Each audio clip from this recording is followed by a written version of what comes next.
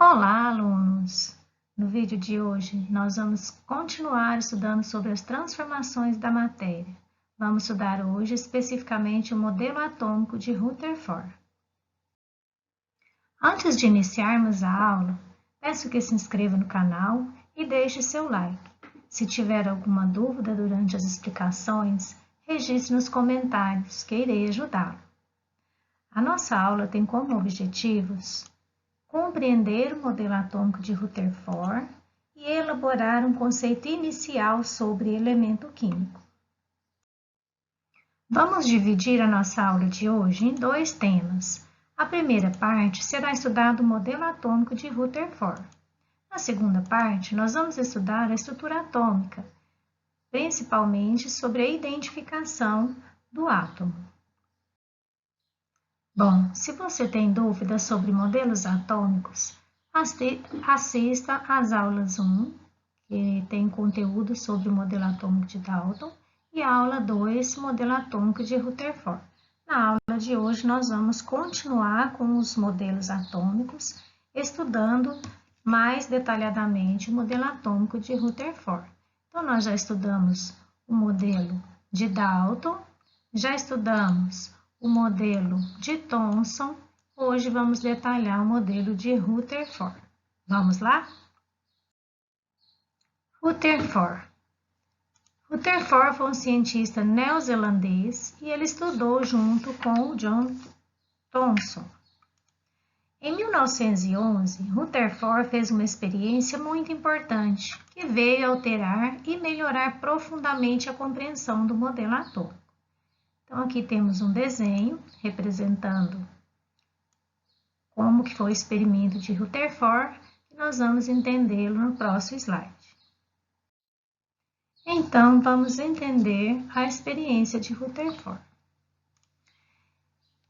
Rutherford, estudando a trajetória de partículas alfa, que seriam partículas positivas, utilizando um pedaço de metal polônio, emite um feixe de partículas alfa que atravessa uma lâmina finíssima de ouro. Então, essa lâmina de ouro está representada aqui em amarelo e o feixe de partículas alfa sendo demonstrado conforme o desenho animado. As observações de Rutherford. Ele observou, então, que a maior parte das partículas alfa atravessava a lâmina de ouro como se esta fosse uma peneira. Apenas algumas partículas desviavam ou até mesmo retrocediam.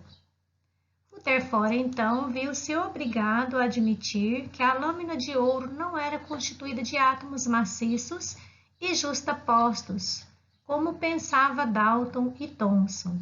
Ao contrário, seria formada por núcleos pequenos, densos e positivos, dispersos em grandes espaços vazios. Então, Rutherford percebeu que a maioria das partículas atravessavam a lâmina de ouro sem sofrer desvio em sua trajetória. Logo, então, ele concluiu que há uma grande região de espaço vazio, que ele passou a chamar de eletrosfera.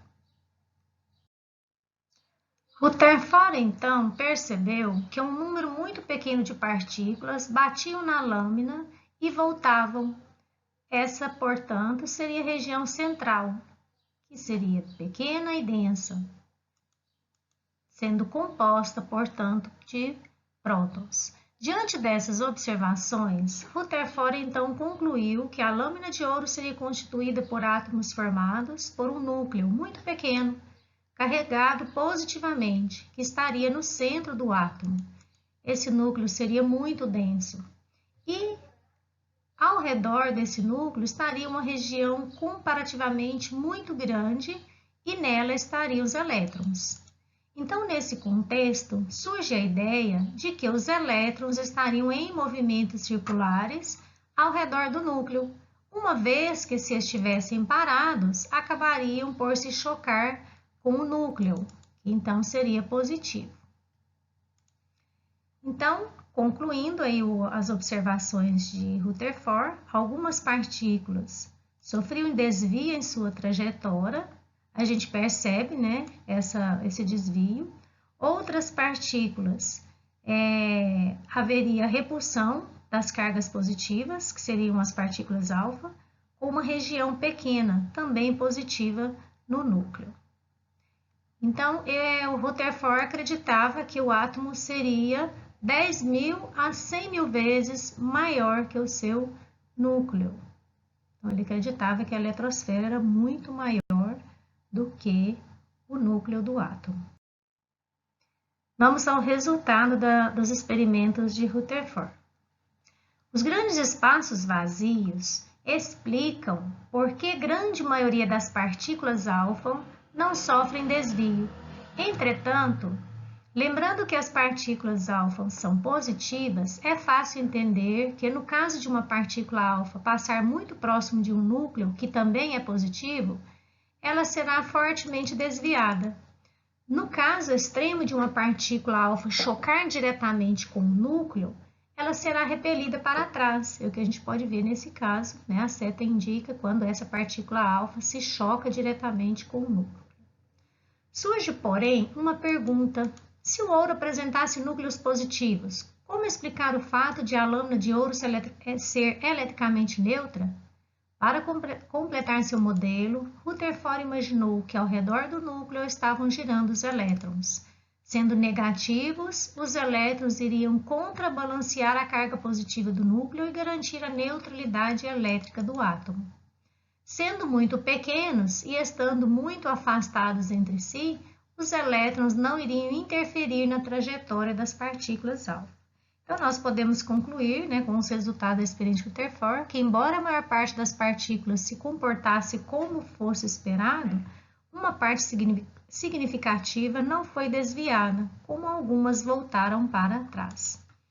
Existe no interior do átomo uma região central, que é positiva, que nós denominamos de núcleo, que exerce forças repulsivas sobre as partículas alfa. Então, diante das observações de Rutherford, ele viu-se na obrigação de representar o seu modelo atômico, assim como Dalton representou por uma esfera maciça e indivisível, Thomson representou o seu modelo através do pudim de passas. Então, Rutherford também faz essa representação. Então, o átomo é uma estrutura praticamente vazia e não uma esfera maciça, como previa Dalton, né? O átomo seria constituído por núcleo e elétrons, o núcleo muito pequeno com carga positiva, onde se encontra quase toda a massa do átomo, e os elétrons com carga negativa movendo-se em volta do núcleo, o que chamou de eletrosfera. Então, a representação do modelo de Rutherford seria um modelo planetário. O átomo seria um sistema semelhante ao sistema solar. No modelo atômico de Rutherford, surgiu, porém, uma dúvida muito importante. Se o núcleo atômico é formado por partículas positivas, por que essas partículas não se repelem e o núcleo não desmorona? A resposta veio em 1932, quando o cientista James Chadwick verificou que o núcleo do elemento berílio radioativo emite partículas sem carga elétrica e de massa praticamente igual dos prótons. Essa partícula foi denominada nêutron, confirmando-se assim a existência da terceira partícula subatômica. De certa maneira, os nêutrons isolam os prótons, evitando suas repulsões e o consequente desmoronamento do núcleo. Então, está aí a contribuição de Chadwick. Porém, como estudamos nos modelos atômicos, cada modelo ele tem suas limitações, não seria diferente com o modelo atômico de Rutherford. Muitos físicos apontaram alguns problemas no modelo proposto por Rutherford. Primeiro problema, como seria possível um núcleo carregado positivamente se partículas de carga positiva repelem-se? Segundo problema, por que os elétrons nas eletrosferas são tão atraídos pelos prótons no núcleo? Terceiro problema, por que os elétrons, que são pequenos corpos em constante movimento, não perdem energia e caem no núcleo? Então, essas são as limitações que o modelo atômico de Rutherford não conseguiu responder na época, mas que nós vamos, com a evolução dos modelos atômicos, entender todas essas perguntas. Então, vamos às contribuições do cientista James Chadwick. Em 1932, ele verificou que o núcleo do elemento berílio radioativo emite partículas sem carga elétrica e de massa praticamente igual dos prótons. Então, estava aí a descoberta da terceira partícula subatômica, que levou o nome de nêutron. De certa forma, os nêutrons isolam os prótons, evitando suas repulsões e, consequentemente, o desmoronamento do núcleo. Bom, vamos então para a segunda parte da nossa aula. Segunda parte da nossa aula, que é a identificação dos átomos. Um átomo ele é representado pelo seu número atômico, que indica o número de prótons existente no núcleo desse átomo. Podemos escrever que o número atômico, que é Z, é igual ao número de prótons, que é P. Num átomo normal, sua carga elétrica é zero e o número de prótons é igual ao número de elétrons. Então, podemos escrever que prótons é igual a elétrons. Quando se diz que o átomo de sódio tem número atômico, isso quer dizer que no núcleo desse átomo de sódio existem 11 prótons e, consequentemente, existem 11 elétrons na sua eletrosfera. O número de massa é representado pela letra A e corresponde à soma do número de prótons e do número de nêutrons existente nesse átomo. Então, o número de massa é a soma do número de nêutrons mais o número atômico ou o número de prótons. Então, nós podemos representar a massa pela letra A, que é igual à soma dos prótons e dos nêutrons, ou do número atômico e do número de nêutrons. Bom, vamos à representação de elemento químico. O elemento químico é o conjunto de átomos que possuem o mesmo número atômico, ou seja, o mesmo número de prótons. Por exemplo, um átomo de cloro que possui 17 prótons e 18 nêutrons no seu núcleo. Então, a representação do número do elemento químico, nós representamos do lado esquerdo em cima a massa, do lado esquerdo embaixo o número atômico. Do lado direito em cima, nós representamos a carga do íon. Como nesse caso a representação é de um átomo neutro, então essa carga seria igual a zero.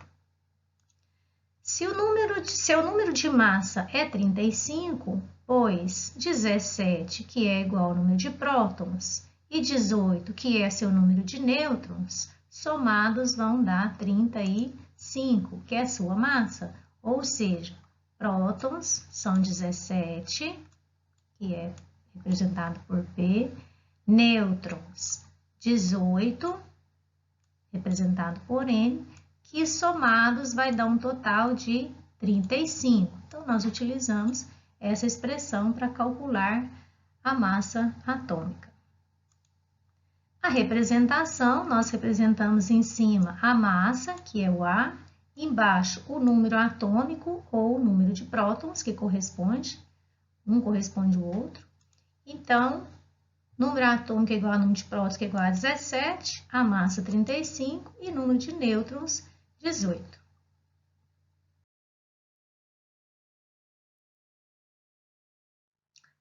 Bom, passamos agora à representação de íons. Um átomo, em seu estado normal, é eletricamente neutro, ou seja, o número de elétrons é igual, na eletrosfera é igual ao número de prótons no núcleo, e, em consequência, suas cargas se anulam. Por exemplo, um átomo de cloro tem 17 prótons, 18 nêutrons e 17 elétrons. Então, representando o átomo neutro, nós temos a soma das cargas positivas, que são os prótons, com as cargas negativas, que são os elétrons, nós temos uma carga zero. Um átomo, ele pode, porém, ganhar ou perder elétrons da sua eletrosfera, sem sofrer alterações em seu núcleo, resultando daí partículas que nós chamamos de íons. Vamos, então, entender como um íon se transforma em um cátion e como um íon se transforma em um ânion. Bom, quando um átomo ganha elétrons, ele se torna um íon negativo, que também nós chamamos de ânion. Por exemplo, o átomo normal de cloro tem 17 prótons, 18 nêutrons e 17 elétrons. Ele pode ganhar um elétron e se transformar no ânion cloreto, que terá 18 prótons, 18 nêutrons e 17 elétrons. Então, percebe que se ele ganha um elétron, ele fica com 18. Vamos entender. Então, ele tem 17 prótons, que são 17 cargas positivas, tem 17 elétrons, que corresponde a 17 cargas negativas. Então, aqui nós temos a apresentação do átomo neutro. Como ele ganha um elétron, então, como que vai ficar a sua estrutura? 17 prótons. Então, se ele tinha 17 elétrons e ele ganha mais um elétron, então ele fica com 18 elétrons. Então, percebe que tem um elétron a mais que os prótons. Então, esse um elétron, ele é representado na forma Cl1-, que representa a estrutura do ânion cloreto. Então, é assim que se transforma um ânion. Vamos à transformação do cátion. Quando um átomo perde elétrons, ele se torna um íon positivo, que também nós chamamos de cátion. Por exemplo, o átomo de sódio tem 11 prótons, 12 nêutrons e 11 elétrons. Ele pode perder um elétron, tornando-se um cátion sódio, com 11 prótons, 12 nêutrons e 10 elétrons. Então, percebe-se que ele tinha 11 elétrons, perde um elétron e fica com 10. Vamos entender isso na estrutura. 11 prótons, então 11 cargas positivas, elétrons, 11 elétrons, 11 cargas negativas. Então, a representação do átomo neutro, pois o número de prótons é igual ao número de elétrons. Quando ele perde um elétron, como que fica a sua estrutura? 11 prótons, 10 elétrons. Então, se ele perde um elétron, então como fica a sua estrutura? Ele fica com um elétron a menos, ou seja, um próton a mais que elétrons. A sua representação é Na mais 1. Então, esse próton a mais que fica aí na sua estrutura, por ter perdido um elétron, então ele é representado na forma Na mais 1. Então, temos aí o cátion sódio. Bom, finalizamos então a segunda parte da nossa aula de hoje com a identificação do átomo. Anteriormente, nós já estudamos sobre a evolução dos modelos, partindo do modelo de Demócrito, depois o modelo de Dalton, modelo de Thomson. Hoje nós estudamos sobre o modelo de Rutherford. Nas próximas aulas, nós vamos estudar sobre o modelo de Bohr e modelo da nuvem eletrônica. Então, se a aula de hoje te ajudou de alguma forma sobre os modelos atômicos e sobre a identificação do átomo, deixe seu like. Se você tem alguma dúvida, registre nos comentários que irei ajudá-lo. E até a próxima aula.